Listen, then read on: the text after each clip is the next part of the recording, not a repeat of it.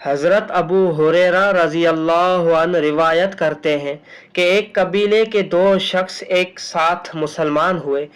ان میں سے ایک جہاد فی سبیل اللہ میں شہید ہو گئے اور دوسرے 1 سال کے بعد فوت ہوئے۔ حضرت طلحہ رضی اللہ عنہ نے خواب میں دیکھا کہ وہ صاحب جن کا 1 سال بعد انتقال ہوا اس شہید سے پہلے جنت میں داخل ہو گئے۔ مجھے بڑا تعجب ہوا کہ شہید کا رتبہ تو بہت بلند ہے، اس لیے جنت میں اسے پہلے داخل ہونا چاہیے تھا۔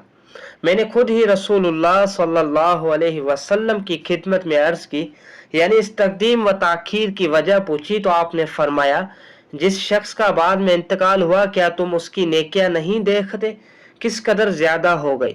کیا اس نے ایک رمضان کے روزے نہیں رکھے اور سال بھر کی فرض نمازوں کی 6000 اور اتنی رکعتیں زیادہ نہیں پڑھی؟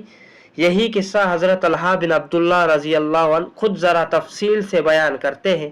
قارئین ملاحظہ کریں کہ یہ قصہ کس درجہ ایمان افروز اور نماز کی رغبت دلانے والا ہے۔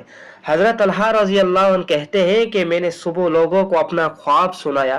سب کو اس بات پر تعجب ہوا کہ شہید کو جنت جانے کی اجازت بعد میں کیوں ملی، حالانکہ اسے پہلے ملنی چاہیے تھی۔ لوگوں نے رسول اللہ صلی اللہ علیہ وسلم سے دریافت کیا، آپ نے فرمایا اس میں تعجب کی کوئی بات نہیں ہے۔ بتاؤ کیا بعد والے شخص نے 1 سال عبادت زیادہ نہیں کی، اس نے ایک رمضان کے روزے نہیں رکھے، اس نے 1 سال کی نمازوں کے اتنے سجدے زیادہ نہیں کیے؟ سب نے عرض کیا جی ہاں اللہ کے رسول۔